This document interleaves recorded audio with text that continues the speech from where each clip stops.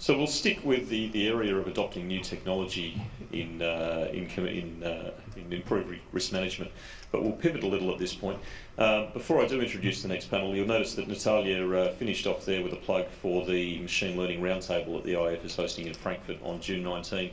If I can add a couple of further plugs there, Natalia is leading the work on our renewed or refreshed survey on machine learning and credit risk, but also on our thematic paper on recommendations for supervisors in machine learning. And probably fair to say she got a few more great bits of insight out of that panel that can be incorporated as we develop that paper. But pivoting to financial crime, and firstly, we'll get you once again to take out your mobile devices for our next polling question. And we have the question there: what's the bigger challenge to adopting new technology in financial crime compliance? Data quality and data sharing restrictions, regulatory support and uncertainty on rules, lack of confidence in the technology by firms and supervisors, or the cost of implementation. If you can log your votes on that one. And let's see what sort of mix we've got.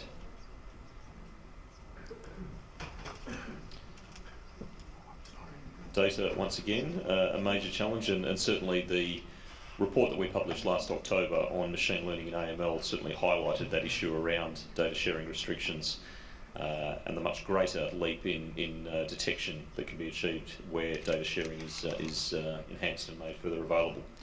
So, look, without any further ado, let's jump into this next discussion. Our moderator will be Michael Shepherd, Principal at Deloitte Advisory and Global Financial Crime Leader for Deloitte Transaction and Business Services.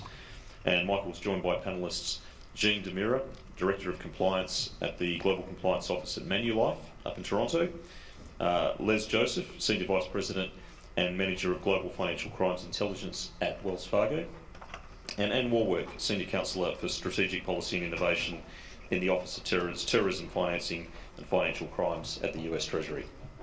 Michael, over to you. Thank you and good afternoon, everybody. A pleasure to be here. I always wanted Earth, Wind, and Fire to open for me. My name is Michael Shepherd. I'm the Global Financial Crime Practice Leader at Deloitte. I'm based here in the United States, predominantly focusing on anti-money laundering and economic trade sanctions issues. We'll all do just some brief introductions and jump right into it.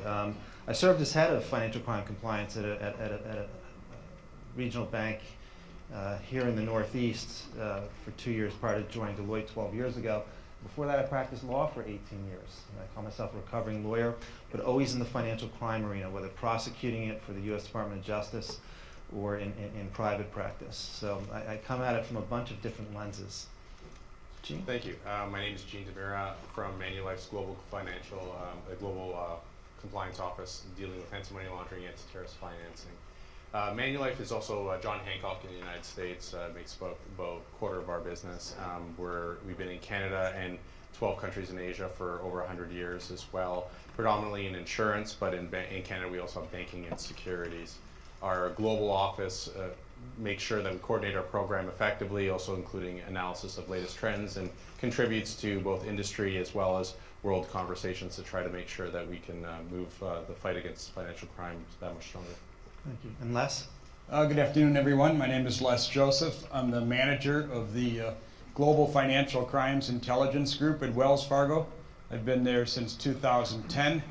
I have a team of about 20 analysts whose mandate is to search everywhere for information about financial crimes and provide that information to people in the banks to help them better understand what's going on in the world of financial crimes. And we also like to kick the tires of different systems in the bank and try to look for weaknesses and things that can be improved.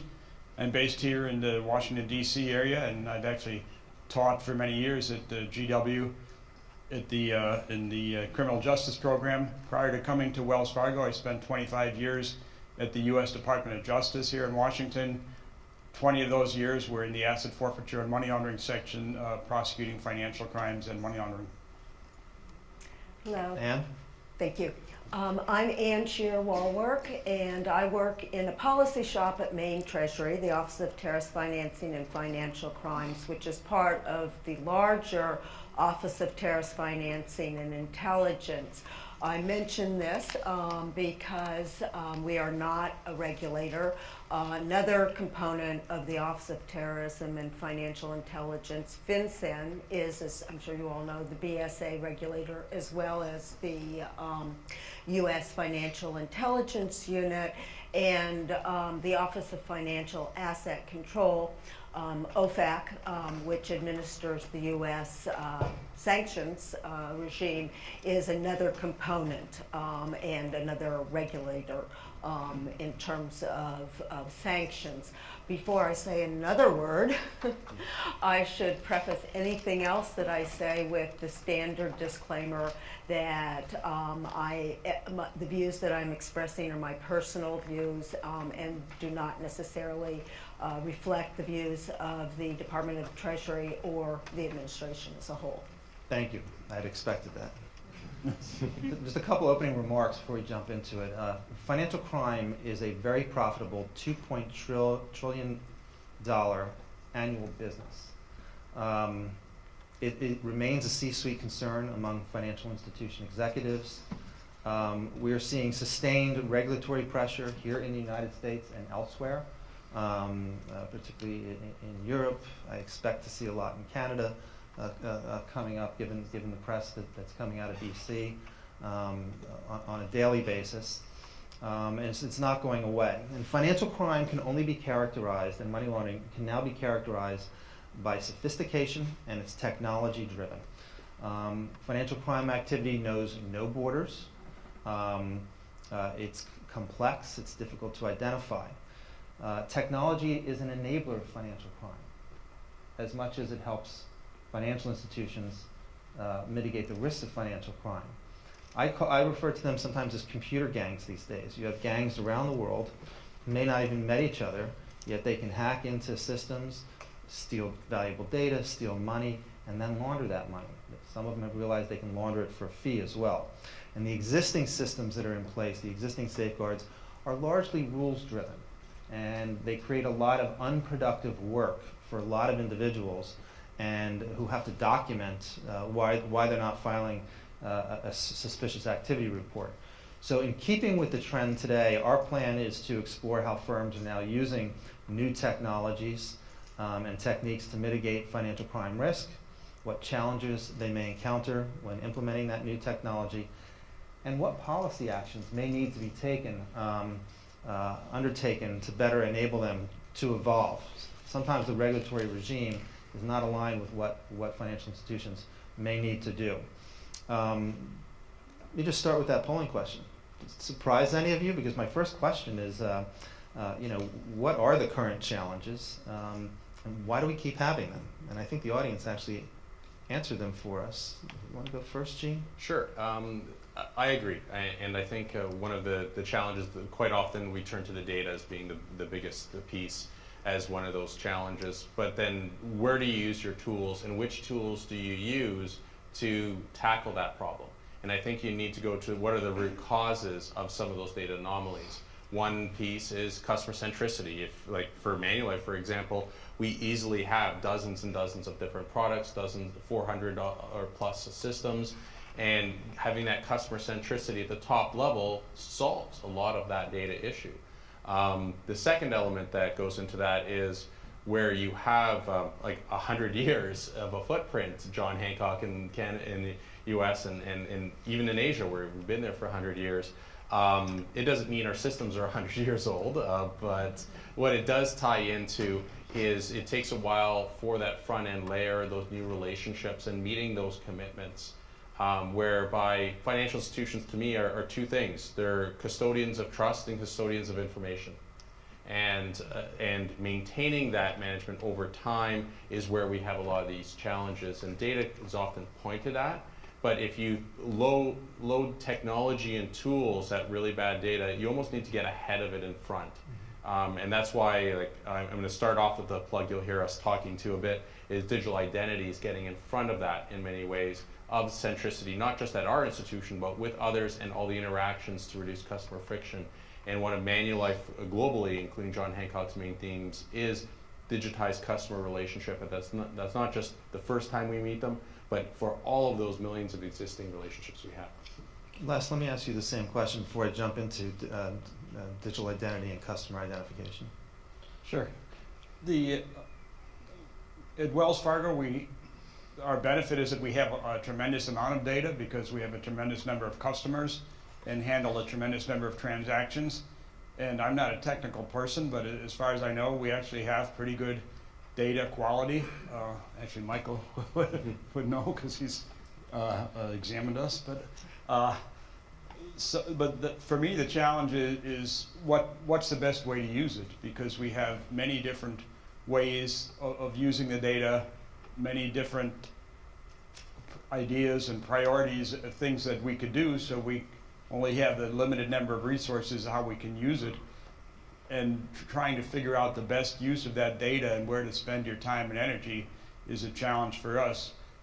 But and of course, things can always be improved, but that's why these new ideas of machine learning and artificial intelligence for an institution of our size, if they can become put into practice, would be tremendously useful, because, as I said, our biggest challenge is having so much data and not being able to use it all for the ways we'd like to. I recall someone from Wells Fargo once saying publicly that the financial crime risk management group was the largest consumer of data at Wells Fargo. Is the way he put it. Right. Yeah. Yeah. Probably true. Yeah. So AML starts with knowing your customer, right, Ann? It starts with knowing your customer. You can't do anything and understand your customer's risk without knowing who they are and what to expect from them. So I think that's a good place to start. With customer, identification and authentication or verification, depending on what country you're in, and customer due diligence. Right now, financial institutions have lots of staff looking at lots of documentation that's coming in, trying to figure out who the customer is and what to expect from them. You share with the audience what you're working on currently around digital identity, especially with the FATF. I find that fascinating. So the Office of Terrorist Financing and Financial Crimes also leads the U.S. delegation to the FATF, and our Assistant Secretary, Marshall Billingsley, is, until July 1, the president of the FATF, which rotates annually. One of the projects that is a focus of our attention is issuing FATF guidance on the use of digital identity for individuals and for two use cases. One is customer identification and verification at onboarding, or in FATF global standard speak, when establishing the business relationship. And the other is to authenticate the customer's identity to authorize account access. And I think when we're going to be talking about AML controls and leveraging technology, we will see that a lot of technology-based solutions are already in place for the authenticate identity for account access, and that's not really thought of as a part of customer due diligence, ongoing monitoring of the customer relationship, and ongoing transaction monitoring. It's really centered in anti-fraud. And it is indeed an anti-fraud measure, and the private sector has been very forward-leaning in developing the products and services for that purpose. Digital identity requires, as a first step, the identity proofing of the individual and enrolling them in some digital identity system or solution and credentialing them. And then you have your authentication process for ongoing interactions with a financial institution. And I think what Michael was referring to is, in point of fact, in an increasingly digital financial services environment, we still have legacy,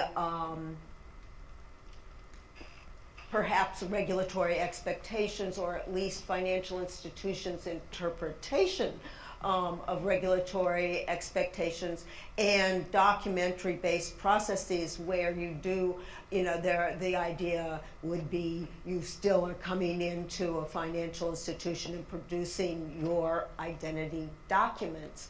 We're seeing increasingly mobile banking and initiation of the business relationship remotely.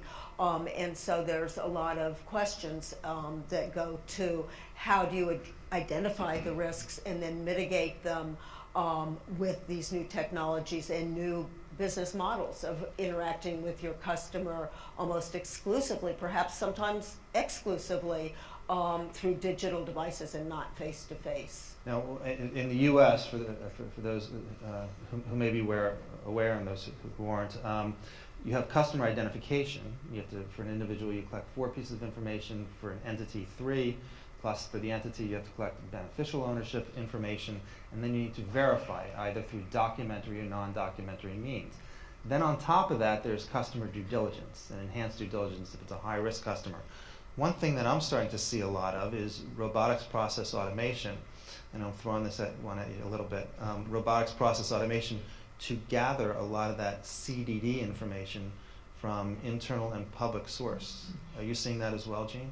We are, and we're seeing it from a couple different ways. So some parts would be the textbook RPA, especially when we're looking at these older systems and a lot of different forms that have information across multiple different locations, and then you augment it, whether it be even through credit reports or other tools that you could end up utilizing that through a combination of APIs and other models. But we're also seeing a little bit more upfront as well, whereby a lot of different sectors, not just in Canada, but also Spain and a few other jurisdictions, or even yourselves, you've experienced yourselves, where you get a one-time password over your cell phone to re-authenticate for a stronger item. That's actually re-IDing you, to tell you the truth, because you're using your telco provider as a trusted source to revalidate a key credential of yours or a key identity attribute. So we're seeing a combination of these different methods where sometimes if pieces are not complete in that first onboarding, you can put it up front in a digital API interconnection between trusted parties, ourselves, our client, and other trusted institutions, be that tax authorities or others. Then we could also screen scrape or pull it from another fashion using RPA and other models as well. Les, let me go over to you, and I know you're familiar with the KYC utilities and the repositories that have been certainly fledgling at best in the U.S. But they seem to be, there's a lot of talk about it elsewhere. Are you hearing any of this as well, these KYC utilities where the information would be centralized? Yes, there's a lot of discussion about these utilities where another party, an independent party, might do a lot of the work in gathering the information about customers, either individuals or corporate customers, or in correspondent banking we have financial institution customers. And it's a good idea that makes sense for a variety of reasons. One, it's nice to have it all centralized in one place. Second of all, our correspondent banking customers complain that for every U.S. bank where they might want to have an account, we send out our questionnaire, and Citibank has a different questionnaire, and Bank of America has a different one, and they have to basically provide all of the same information in different forms. So from their perspective, it would be very useful if it were all in one centralized location. The problem is for us, two really. One is regulatory, is our regulators won't let us rely on a utility. So in essence, we would have to verify the information that's in the utility. And second of all, because we have our own standards and business practices, we would want additional information or in any case, so we'd still have to do a lot of the work ourselves. And until there would be a time that someone would tell us we can rely on the information in a utility, then basically for us it just doesn't work. In fact, a few weeks ago, I recall that the OCC actually reiterated to the financial institutions in its semi-annual risk report that you can use outside sources, you can use external parties, but you still own, you're still accountable, you still have the risk. Just Right. Make sure they're doing it right for you. Exactly. And And what about FATF? Is there talk of the KYC utilities Well, in your meetings there? I think that both the U.S. Regulatory framework and the FATF allow for financial institutions to have agency relationships with various tech service providers, including in the digital identity space, without implicating reliance. Even under recommendation 17, which is third-party reliance, and is not agency, it's very explicit about that, the locus of regulatory responsibility does remain on the financial institution, and I think that is important, and it is also likely to remain the case for quite some time. What I do think you're seeing is in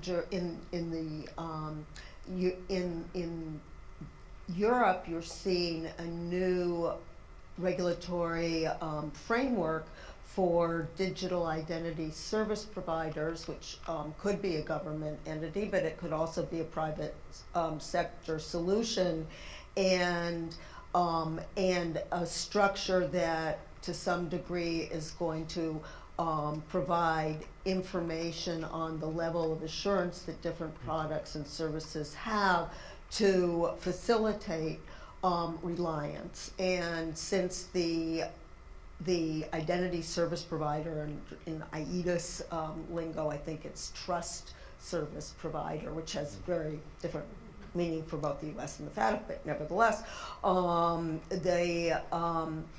the fact that they are, like financial institutions, going to be regulated and supervised and examined for their compliance with these assurance levels and standards may mean that this entire issue of agency or reliance is shifting over time in various jurisdictions that probably will not be in lockstep. And again, in countries or jurisdictions where they have a very sophisticated national identity system and are building a financial services stack, or indeed beyond that, government benefits and healthcare, and as we heard, Singapore is doing. I think that these are all activities and models that kind of challenge some of the current regulatory frameworks, and so we need to get to a place where we're aware of them and then can develop regulations that are sufficiently objective based and future proof that it can accommodate them. So Les, I know that your team focuses on, I call them special investigations, intel, discovering risks that may have been unseen before. I once had a CEO say to me of a bank, our transaction monitoring investigation team clears false positives, and then they have to document that they cleared it.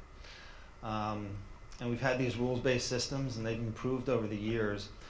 I've been approached by a lot of analytics platform providers these days. I call them the bright shiny object.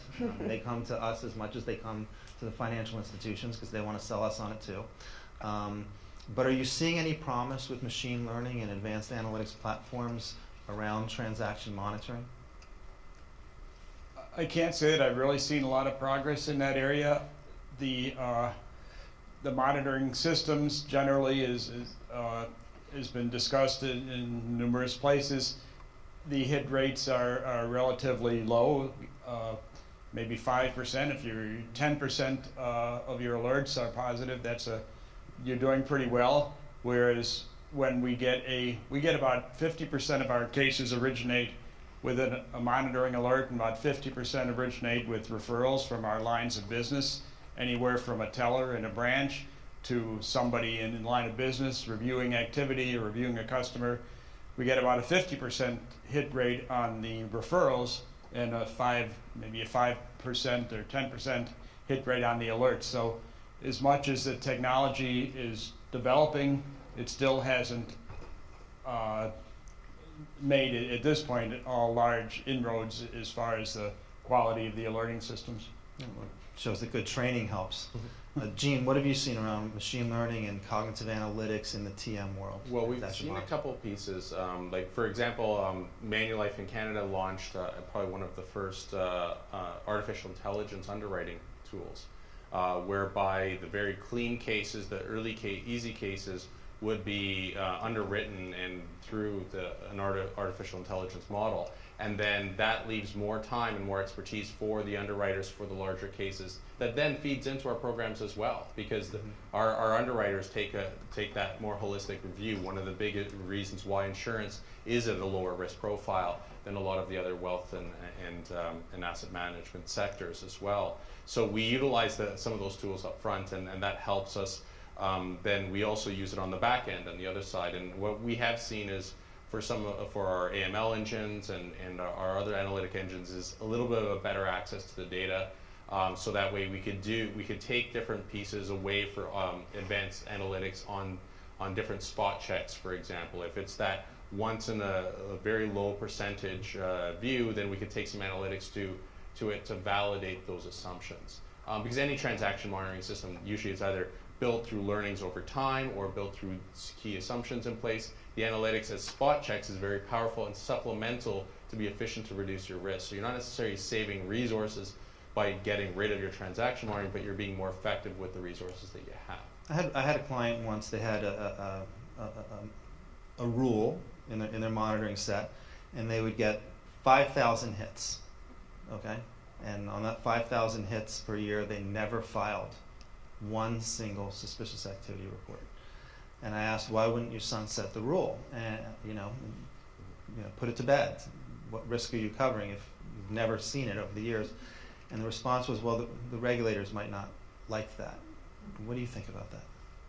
So we took a close look at this. So last year, one of my first engagements with the FATF exercise was our CAMLO, Kevin Askew, was the co-chair for the rewrite of the risk-based approach for insurance. And it hasn't been rewritten for a decade. And now it launched last year. And one of the biggest value-added pieces that we added to that was we pulled a lot of the specific stuff out of the core body of the FATF document, put it to the appendix, and we put more emphasis on what's low risk. So that way you really can put in risk-based approach models to look at those types of situations. Now, we've had some of those same inquiries that we've had a particular thing that never hit. But then I look at, well, what's the risk behind it that we're trying to cover? And do we have the data to manage that risk? And sometimes that data isn't in our systems. It's on the forms, it's in supplementary materials, it cannot be ripped off. So the only way to review it is by having someone to go through those 5,000 pieces. So until that data transforms and we evolve to newer forms of technology, that rule has to stick. So that's where we always have to go back. What are the principles we're trying to solve? And right now, most of our regulations are written, and guidance is written in a paper-based society. So you have to look at what are you trying to solve. Now give that challenge to the technology teams and say, solve that root problem. And if it's not meeting all the textbook check the box for the regulations, then that's where I need to have that conversation with my regulator to say, hey, can we have a side rule here if we're addressing the same risk, and see what they say. Building on what they said earlier, some of the other panels, Les, I'll go to you first on this one. Ecosystems. I know that when I go on Amazon and I log in as Michael Shepard, I get all these recommendations for me, and they're usually fairly spot on, okay, because of my history. There's some powerful engineering running on back there. Google, if I put in Michael Shepard AML, I'm going to come up. It's going to be me, okay? It's going to be in the top few hits. Have you thought about, or do you see potential benefits and risks in moving to financial crime risk management, AML in particular, to the cloud, so you can run the analytics up in the cloud rather than through legacy systems or a data lake behind the bank's firewall? I don't want to say that I'm an expert in the cloud.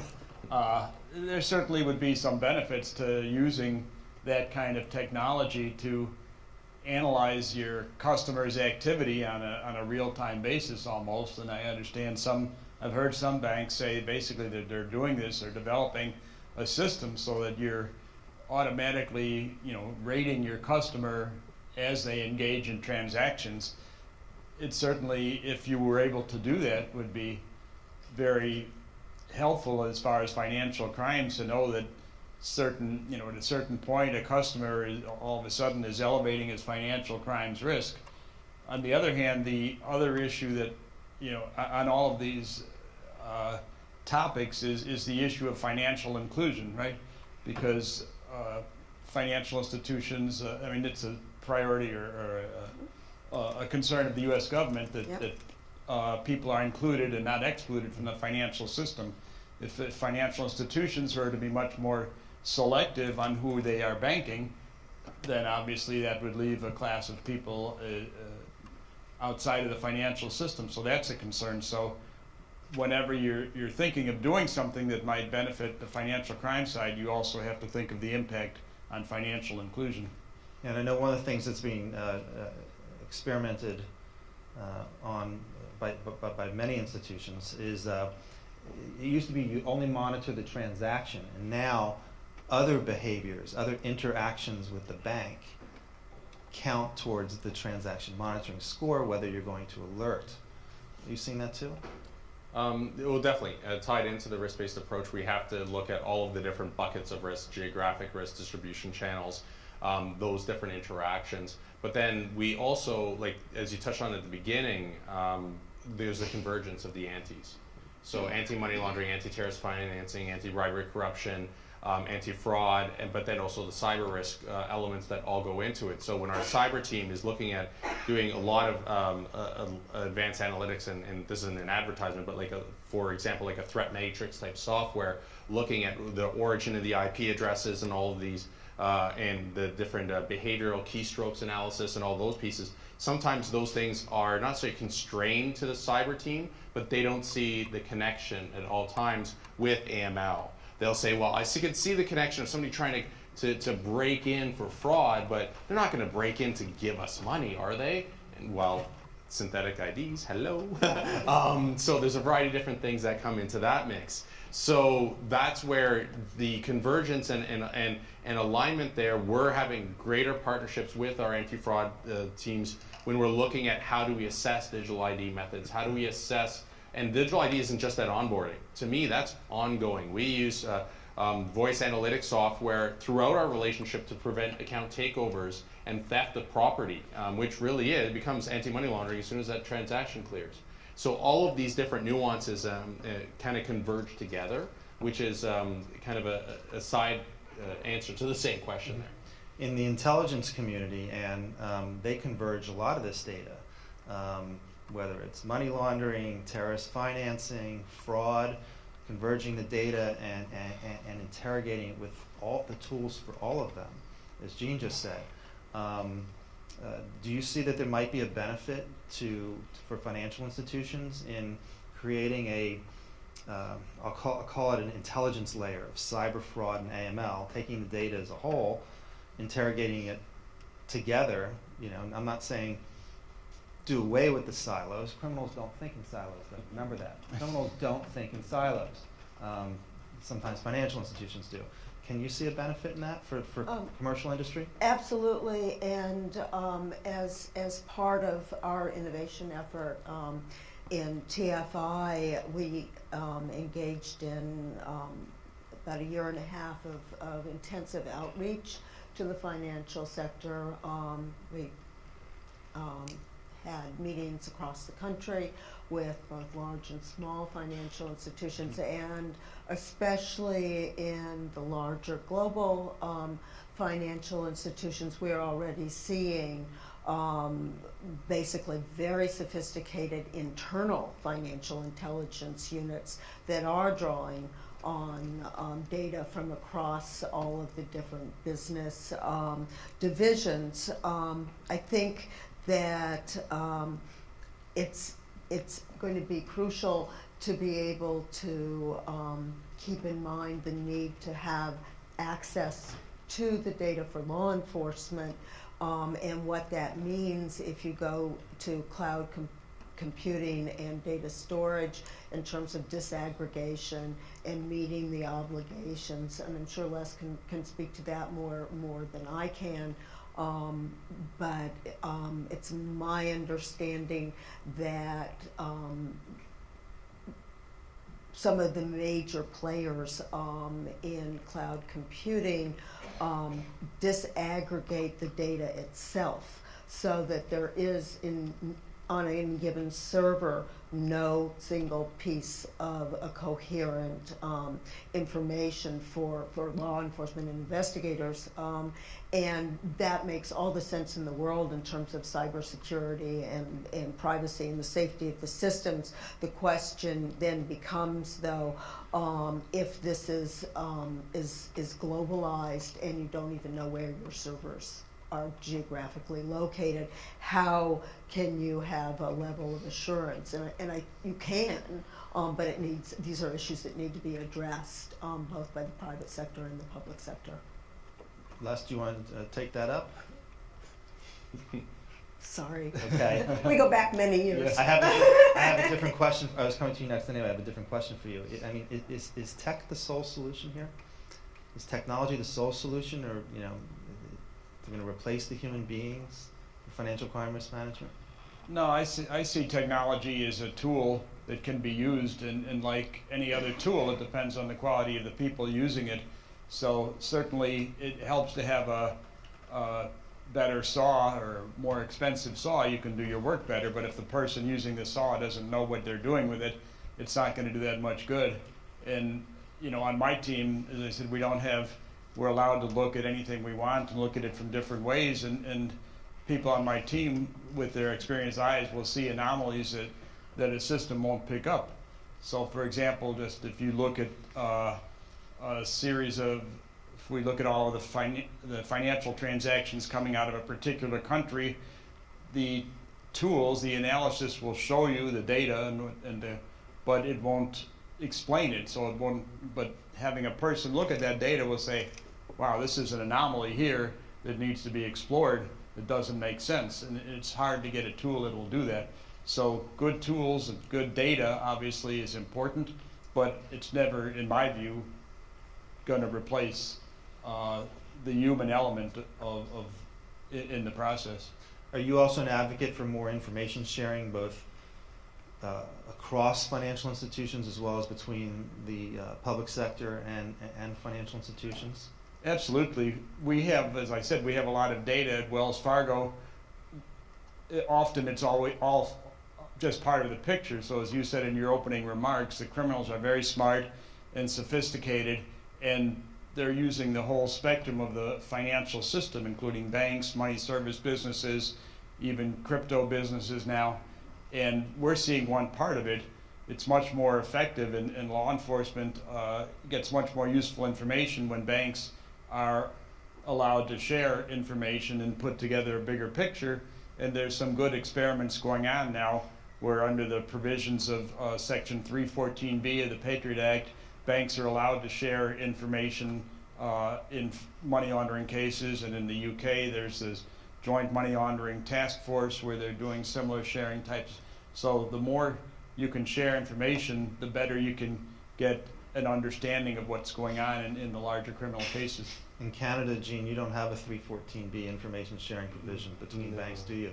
No, we don't. It is extremely hot topic, and even FATF had touched on it at the forum just a few weeks back about improved information sharing and different tools there.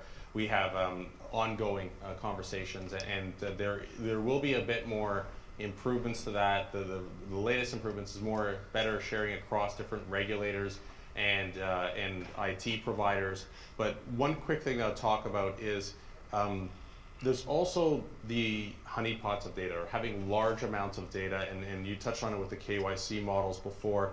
There are using the ability to use technology like blockchain in a non-crypto space, where Something that just launched in Canada was Verified Me, similar to the model in the US, that uses blockchain to track the transactions from different individuals across trusted parties. And it's anonymized data. There's no personal information in those blockchain tables, but it's the traceability. So going back to your principle, what are we trying to achieve when we hand off information between two trusted parties is traceability. And that will empower the needs for law enforcement. So I think we can use the technology in those spaces. Well, we're coming up to the end of our time, and to me this was a very interesting discussion by three experts in their fields. And I hope that you also got value out of it, and you see the building blocks of today, how the IAF set this up. It's quite interesting and quite attractive to me as an attendee and a participant. So thanks to all of you for participating today. Thank you. Thank you.